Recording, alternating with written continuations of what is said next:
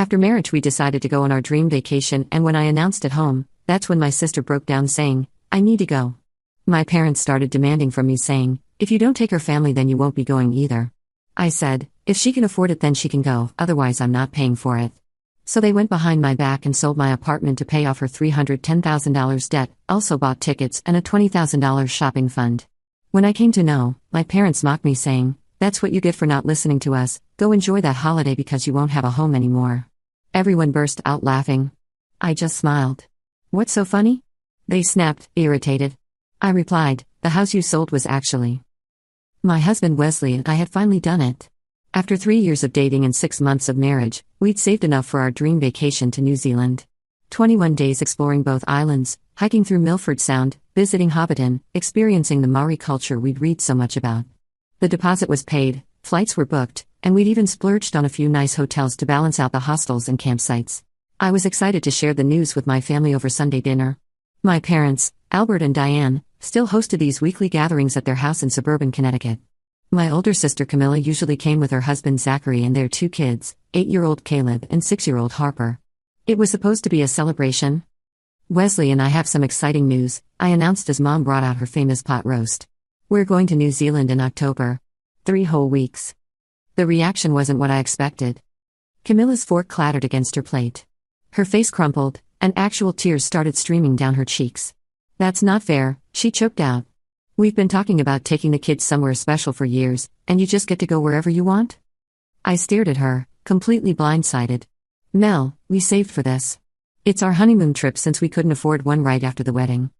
"I need to go," she said, her voice rising. "We need a family vacation. The kids deserve it. Zachary's been working so hard, and we never get to do anything fun." My mother immediately reached over to pat Camilla's hand. "Sweetheart, don't cry. We'll figure something out." Dad set down his wine glass with a heavy thud. "Audrey, this is a family matter. If your sister needs to take her family on a vacation, then the right thing to do is include them." I couldn't believe what I was hearing. "Dad, our trip is planned for 2 people. It's completely different from a family vacation with young kids." "Then change your plans," Mom said sharply. "Family comes first. You know Camilla has been struggling with everything she's been dealing with. This would be so good for her mental health." By everything she's been dealing with, they meant the massive debt she and Zachary had accumulated. They'd bought a house they couldn't afford, leased 2 luxury cars, and Camilla had developed a serious shopping addiction. I knew they were drowning, but I'd learned years ago that trying to help only enabled her worse habits. "If she can afford it, then she can go," I said calmly. "Otherwise, I'm not paying for it. Wesley and I saved our money for our trip." Camilla's crying intensified. "You're so selfish. You've always been selfish. Everything has always been about you." "That's rich coming from you," I muttered, immediately regretting engaging. Dad's face turned red. "You listen here, young lady. If you don't take her family, then you won't be going either. We raised you better than this." "I'm 29 years old," I said, standing up. "You can't tell me what I can and can't do. Wesley, let's go." We left before dessert. The entire drive home, I was shaking with anger and disbelief. Wesley held my hand and assured me we'd done nothing wrong, but the guilt my parents specialized in planting had already taken root. Over the next few weeks, they called constantly. Mom left voicemails about how disappointed she was in me, how I'd changed since getting married, how I used to be such a giving person. Dad sent texts about family obligations and responsibility. Camilla sent me long messages about how hard her life was, how much she sacrificed for her kids, how I couldn't understand because I didn't have children yet. I blocked them all temporarily. Wesley and I needed peace to enjoy our anticipation of the trip. Then things got quiet. Too quiet. About a month before our departure, I got a call from my building's property manager, Steve. "Hi Audrey, I'm calling because we've received notice that your apartment is being sold. The new owners want to move in by the end of next month, so we need to discuss your lease situation." My blood went cold.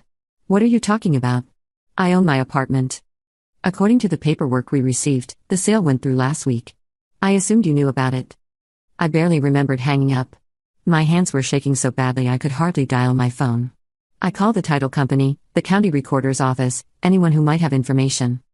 The truth emerged piece by horrifying piece. Someone had forged my signature on sale documents.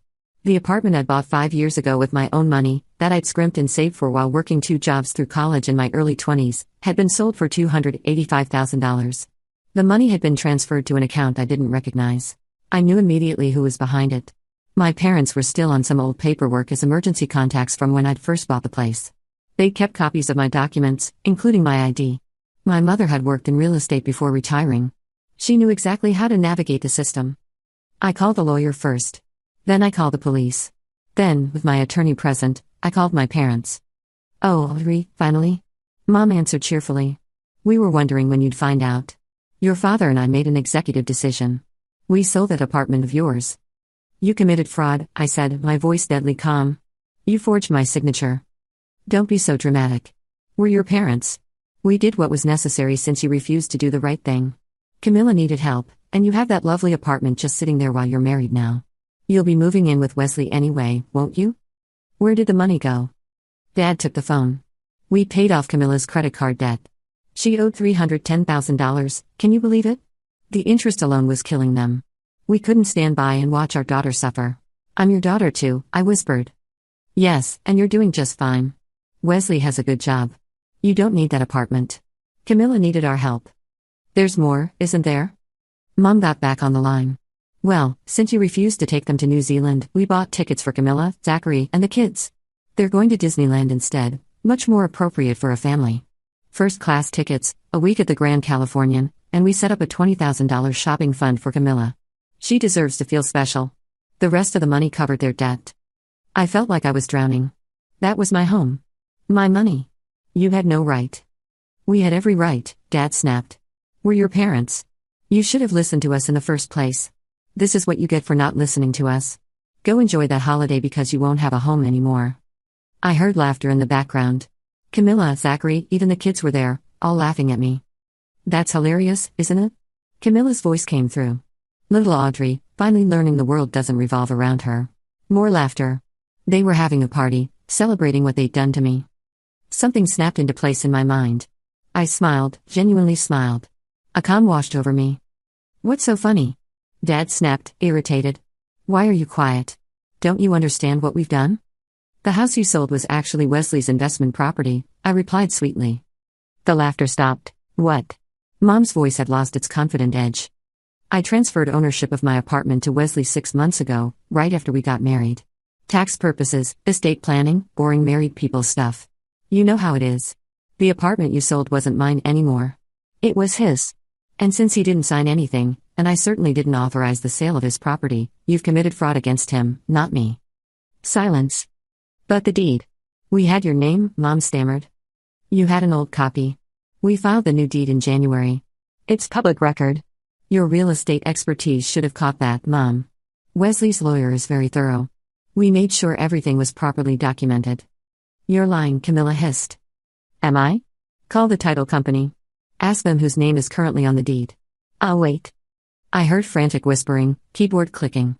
Several minutes passed. "There's been a mistake," Dad said, but his voice was shaking. "We can fix this. We'll return the money." "What money?" "You paid off Camilla's debt. That money's gone to credit card companies. You spent $20,000 on a vacation fund. You bought plane tickets. Even if you sold everything Zachary and Camilla own, you couldn't repay Wesley the $285,000 plus damages. This is a misunderstanding," Mom pleaded. "We're family. We can work this out." Wesley doesn't care about family sentiment. He cares about his property rights. His lawyer is filing criminal charges for fraud, forgery, and theft. Real estate fraud over $250,000 is a federal offense, by the way. I looked it up. We're talking serious prison time. "You wouldn't do this to us," Camilla said, but she sounded terrified. "I wouldn't have. But you thought it was hilarious to steal my home and mock me for it. Wesley has no emotional attachment to any of you. This is just business to him." That was completely true. When I told Wesley what happened, his fury was ice cold and calculating. He'd called his lawyer within minutes. "I don't care if they're your parents," he'd said. "Nobody steals from us and gets away with it." "Please," Mom whispered. "We made a mistake. We'll make it right." "How?" "You've already spent the money. The sale is fraudulent, so Wesley keeps his property. The buyers will sue you for return of their purchase price plus damages.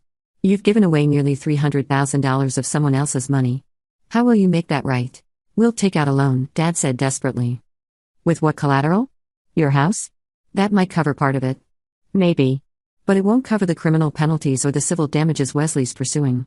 His lawyer estimates the total damages, including his housing costs while this gets resolved, emotional distress, and punitive damages, will exceed $500,000. I heard crying. Whether it was Mom or Camilla, I couldn't tell. There's more, I continued. Wesley's lawyer discovered that you took out the credit cards in Camilla's name using her information, but you co-signed on several of them. When you used stolen money to pay them off, you essentially laundered stolen funds. The credit card companies are being notified. They'll likely pursue charges too. How could you do this to your family? Dad asked, his voice broken. I didn't do anything. You did this. You stole. You forged documents. You committed fraud. You laughed about it. You mocked me for it. These are just the consequences of your choices. We'll go to the police ourselves, Mom said frantically. We'll explain it was a misunderstanding. We'll tell them we made a mistake. Wesley's lawyer filed a police report 2 hours ago. But sure, you can turn yourselves in. It might look better for sentencing. More crying. Zachary was yelling something in the background about how this was all Camilla's fault. Caleb and Harper were asking what was happening. I felt a twinge of guilt about the kids, but I pushed it down. Their parents made these choices. Audrey, please, Camilla begged. My children will be left without a mother. Without both parents. Is that what you want? I want you to face consequences for your actions. For once in your life. What I wanted was to own my home and take a vacation with my husband. You took that from me and laughed. We can't go to prison, Dad said. Your mother has health issues. We're too old. Then you'll need a very good lawyer. I suggest you sell everything you own and start preparing your defense. I hung up. Wesley was waiting in the living room. How did it go? They're panicking. They realize what they've done. He pulled me into his arms. I'm sorry you have to go through this. I know they're your family. They stopped being my family when they stole from us and celebrated it. Over the next few days, things escalated quickly. My parents tried everything to reach me. They showed up at Wesley's apartment where we'd been staying since I'd found out about the sale. Security turned them away. They tried reaching me at work, but I'd warned the front desk. They sent emails, texts, even had their pastor call me. Pastor Robert left a voicemail that made my blood boil. Audrey, your parents are devastated. They made a mistake in judgment, but surely you can find it in your heart to forgive them. The Bible teaches us about mercy and grace. Holding on to anger will only poison your own soul. Please call me so we can discuss this like reasonable Christians. I deleted it without responding. The same church community that had celebrated Camilla's lavish wedding, that had thrown her multiple baby showers, that had always fawned over her perfect family while barely acknowledging my existence. Now they wanted to lecture me about forgiveness. My mother's emails became increasingly frantic. She described in detail how stressed they were, how Dad had started having chest pains, how she couldn't sleep at night. She reminded me of every sacrifice they'd made raising me, every birthday party, every school event they'd attended. As if 18 years of basic parenting erased the theft of my life's work.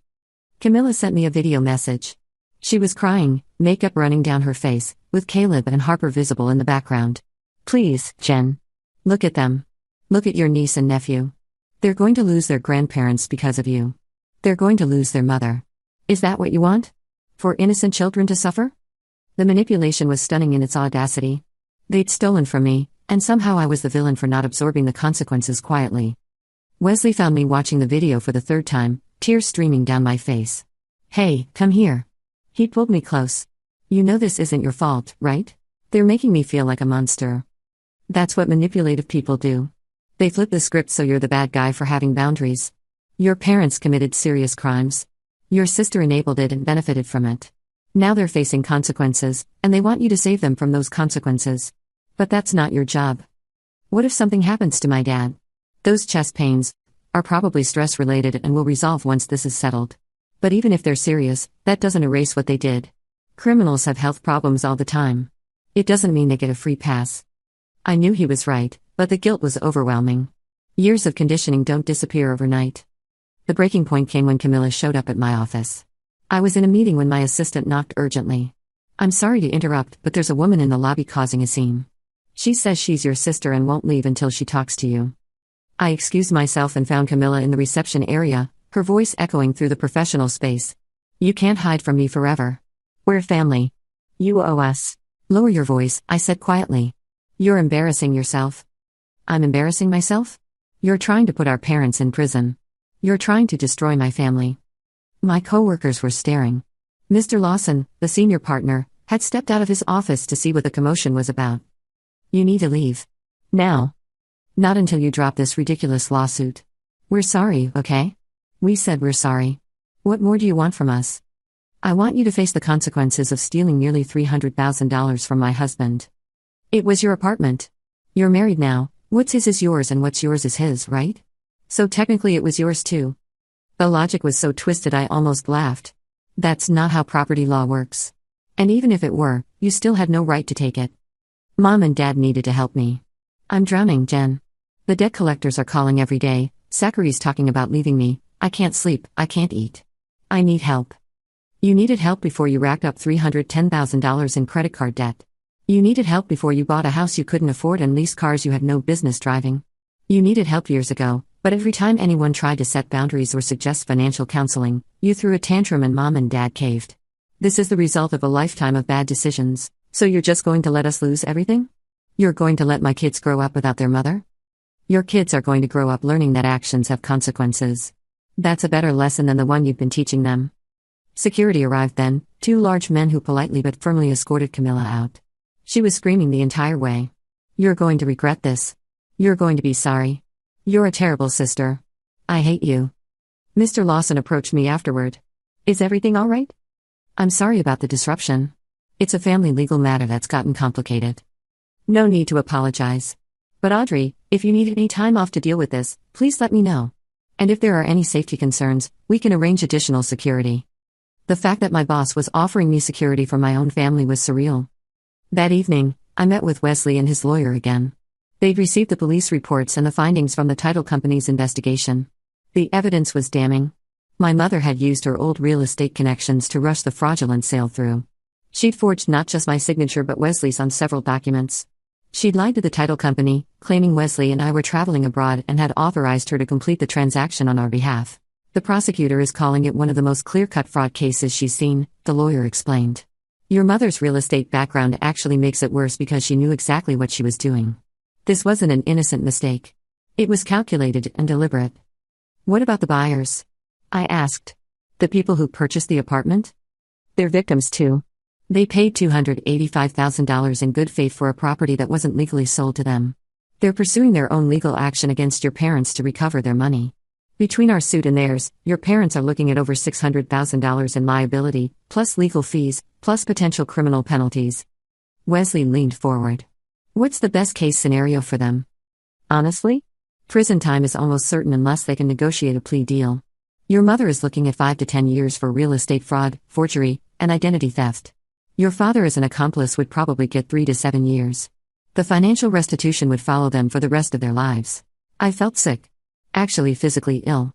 And Camilla? She received stolen property and benefited from it knowingly. She could face charges as an accessory after the fact. Probably 2 to 5 years. What about Zachary and the kids? Zachary claims he didn't know the money was stolen, which might be true. The kids are innocent bystanders. If both parents go to prison, they'd likely go to relatives or possibly foster care, depending on the situation. The image of Caleb and Harper in foster care haunted me for days. I knew what foster care could be like. I'd done volunteer work in college with foster youth. Some placements were wonderful, but many weren't. Wesley noticed my distress. We could pursue custody of the kids if it comes to that, he offered. I know they're not ours, but they're your family. Zachary's family would probably take them. His parents are decent people. But this whole situation... I trailed off. Is not your fault, he finished firmly. Say it. It's not my fault. Again. It's not my fault. Do you believe it? I'm trying to. They offered to give us their house. To sign over their retirement accounts. To work off the debt. Anything to avoid criminal charges. Wesley's lawyer was unmoved. They committed multiple felonies, he told us. The evidence is overwhelming. They're facing significant prison time regardless of what they offer now. The preliminary hearing was scheduled. The prosecutor, who'd been handed a gift-trap case, was pushing for the maximum sentence. Real estate fraud, identity theft, forgery, money laundering. The charges kept adding up. 3 days before the hearing, my Aunt Karen called. She was my mom's sister and had always been the reasonable one in the family. Audrey, I know what they did was wrong, she started. But they're still your parents. Camilla is still your sister. Is destroying them really the answer? They destroyed themselves, Aunt Karen. Your mother is having panic attacks. Your father's blood pressure is through the roof. Camilla has attempted to hurt herself. The kids are traumatized. All over a misunderstanding about property. It wasn't a misunderstanding. They deliberately stole from us and bragged about it. They made a terrible mistake. But prison? You'll never have a relationship with them again. You'll never see your niece and nephew grow up. Is money worth that? I was quiet for a long time. It was never about the money. Then what is it about? Respect. Boundaries. Consequences. My entire life, Camilla got whatever she wanted. She was the pretty one, the popular one, the one who gave them grandchildren. I was just Audrey, the boring responsible one. I worked hard, saved money, made good choices. And it never mattered. They took everything I built and gave it to her like I was just a piggy bank for their favorite daughter. Karen sighed. You're right. They've always favored her. It wasn't fair to you. When I said no to funding her vacation, I finally set a boundary. And they obliterated it in the worst possible way. Then they laughed at me for it. They need to understand that actions have consequences. What do you want, Audrey? Really? I thought about it. I want them to understand what they did. I want a genuine apology. I want restitution, even if it takes them the rest of their lives to pay it back. And I want them to get help because this family dynamic is sick. If Wesley drops the charges, would you be willing to work toward that? Wesley won't drop the charges. His property was stolen. What if your parents deeded their house to Wesley, signed over their retirement accounts, and committed to a payment plan for the rest of the debt? What if Camilla and Zachary agreed to financial counseling and therapy? What if they all signed contracts acknowledging what they did and agreeing to your terms? That's not my decision. It's Wesley's. I talked to Wesley that night. He was skeptical but willing to listen. I hate what they did to you, he said. I hate that they thought they could get away with it. But I also know that sending your parents to prison won't undo the damage. It'll just create more pain. What are you saying? I'm saying that if they agree to real consequences, meaningful restitution, and genuine change, I'm willing to consider a settlement instead of pressing charges. But the terms will be harsh. And if they violate any part of the agreement, we move forward with prosecution immediately. No second chances. Wesley's lawyer drew up a settlement agreement that was more like a punishment contract. My parents would deed their house to Wesley. They'd sign over their retirement accounts. They'd each pay $1,500 monthly for the next 20 years from their Social Security and any part-time work. Camilla and Zachary would contribute $1,000 monthly. All of them would attend financial counseling and family therapy. They'd have no contact with us unless we initiated it. They'd sign affidavits admitting what they did. And any violation would result in immediate criminal prosecution with no possibility of settlement. The total restitution would exceed what they'd stolen, accounting for damages and lost investment income. We met with them, lawyers present, at a neutral office. My parents looked like they'd aged 10 years. Camilla's eyes were red and swollen. Zachary looked defeated. This is your one option, Wesley's lawyer said. Sign this agreement and comply with every term, or we proceed with criminal charges. You have 24 hours to decide. My mother reached for my hand. I pulled away. Jenny, please. I'm so sorry. We were wrong. We were horribly wrong. I know you are. But sorry doesn't give me back my sense of security. Sorry doesn't erase what you did. What can we do? Dad asked, his voice cracking. Sign the agreement. Follow through. Prove that you understand what you did and why it was wrong. Maybe someday, years from now, we can have some kind of relationship again. But it will never be what it was. Camilla looked at me with something I'd never seen from her before, genuine remorse. I'm the one who pushed for this, she admitted. I was jealous of you. I've always been jealous. You had your life together, and mine was falling apart. When Mom and Dad suggested taking your apartment to solve my problems, I didn't stop them. I should have. I'm sorry. It was probably the most honest thing my sister had ever said to me. They signed the agreement. All of them. The house transfer went through immediately. Wesley now owned my childhood home, which he immediately put up for rent at market rate. My parents could stay there as tenants, paying monthly rent that went toward their restitution debt. It was a small mercy, allowing them to remain in familiar surroundings while facing the consequences of their actions. The retirement account transfers happened within a week. Wesley invested the money in a trust that we wouldn't touch for years, letting it grow while my parents made their monthly payments. The process of watching them dismantle their lives was harder than I'd expected.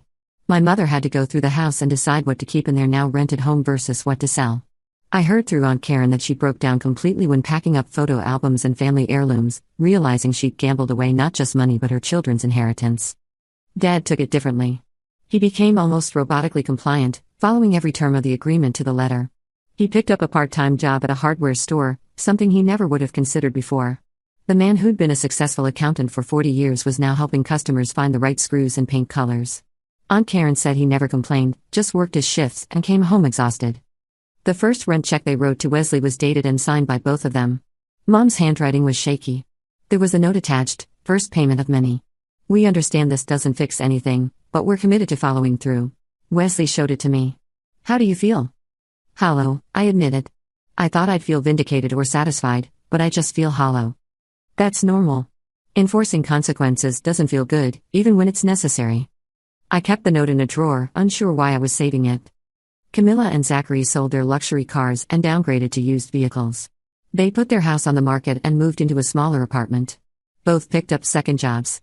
The kids adjusted to a different lifestyle, one without the constant material excess they'd known.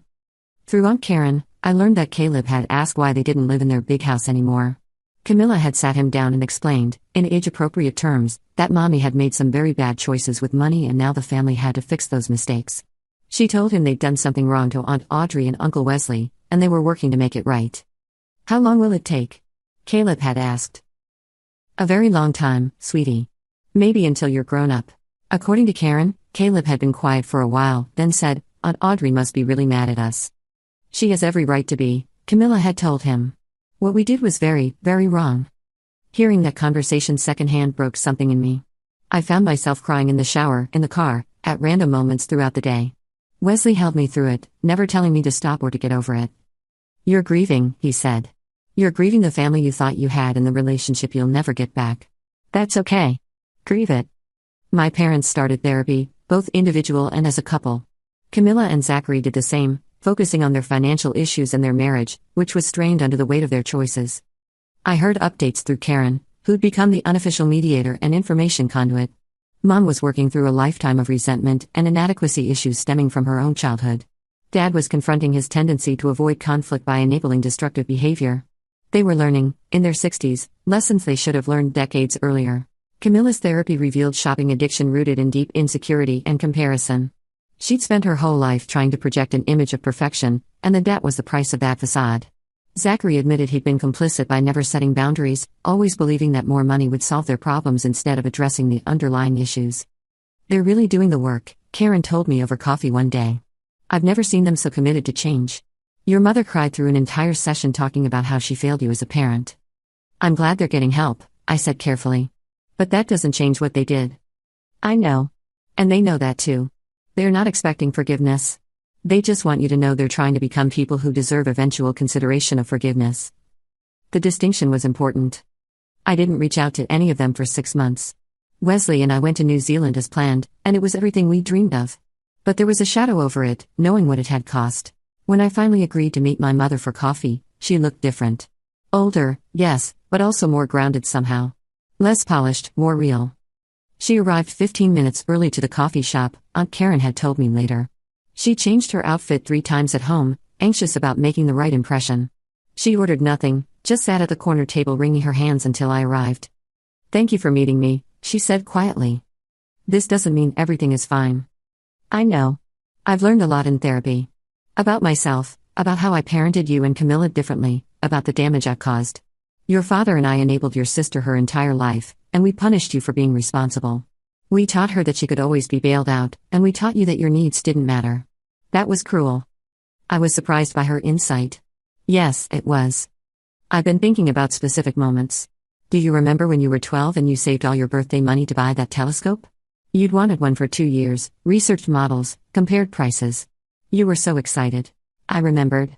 I'd saved $200, which was a fortune to 12-year-old me. And Camilla threw a fit because her friend got a car for her 16th birthday and she wanted one too, even though she wouldn't be 16 for another 3 months and didn't even have her permit yet. Your father and I took your telescope money to put toward a down payment on her car. We told you the telescope could wait, that family needed to help family. My throat tightened. I'd forgotten about that until she mentioned it. You never asked for anything again, Mom continued, her voice breaking. You just stopped expecting anything from us. You got a job at 14, paid your own way through everything. We told ourselves you were independent and self-sufficient, but really we just taught you that asking us for help was pointless. Why are you telling me this now? Because my therapist asked me to write down every instance I could remember where we chose Camilla over you. I filled 37 pages. 37 pages of moments where we failed you, where we taught you that you were less important, less deserving of our time, attention, and resources. And those were just the ones I could remember. There are probably hundreds more. I didn't know what to say. Part of me wanted to rage at her for all those moments. Part of me wanted to comfort her because she looked so broken. Mostly I just felt tired. I'm working on myself, she continued. I'm trying to understand why I did what I did. My therapist thinks I was so afraid of Camilla's emotional reactions that I'd do anything to prevent her meltdowns, even if it meant sacrificing your well-being. And with you being so self-sufficient, it was easy to pretend you didn't need anything from us. I needed parents, I said softly. I needed to know I mattered. You did matter. You do matter. I just failed to show you that in any meaningful way. She wiped her eyes. I don't expect you to forgive me. I'm not sure I deserve forgiveness. But I want you to know that I'm working on myself. I'm trying to be better. Even if it's too late for us, maybe I can at least become someone who understands what she did wrong. We talked for an hour. It wasn't a reconciliation, but it was a start. A very small start. Before we parted, Mom handed me an envelope. Don't open it now. Just when you're ready. I took it home and left it on my dresser for 3 days before opening it. Inside was a letter and several photographs. The letter detailed specific apologies for specific incidents, dozens of them. The time they'd missed my high school graduation because Camilla had a hair appointment for prom. The time they'd given my college fund to Camilla for her wedding. The time they told me not to apply to my dream school because they were already paying for Camilla's education. Moment after moment, outlined with clarity and remorse. The photographs were of me. Me as a child, as a teenager, at my own wedding. In each one, I was alone or with friends, never with my parents or sister. Mom had written on the back of each one, I should have been there. I'm sorry I wasn't. Wesley found me crying over them. Are those from your mom? I nodded, unable to speak. He looked through them, reading the notes. She's really facing what she did. It doesn't change anything. No, but it matters. Acknowledgement matters. Over the following year, my parents and sister kept up with their payments. They attended every therapy session. They sent occasional updates through Aunt Karen, respecting the boundary about direct contact unless I initiated it. Dad wrote me a letter 6 months in. It was awkward and stilted, not flowery or overly emotional. He apologized for being passive, for letting Mom make decisions he knew were wrong, for choosing the path of least resistance instead of protecting both his daughters equally. He said he was learning to speak up, to set boundaries, to be uncomfortable when it was necessary. Your mother and I are learning to be partners instead of enablers, he wrote. We're learning to communicate. We're learning that love sometimes means saying no. I wish I'd learned these lessons 40 years ago. I'm sorry you had to be the one to teach them to us. Camilla sent me a letter on my 30th birthday. In it, she acknowledged specific ways she'd mistreated me throughout our lives. She didn't ask for forgiveness or try to excuse her behavior.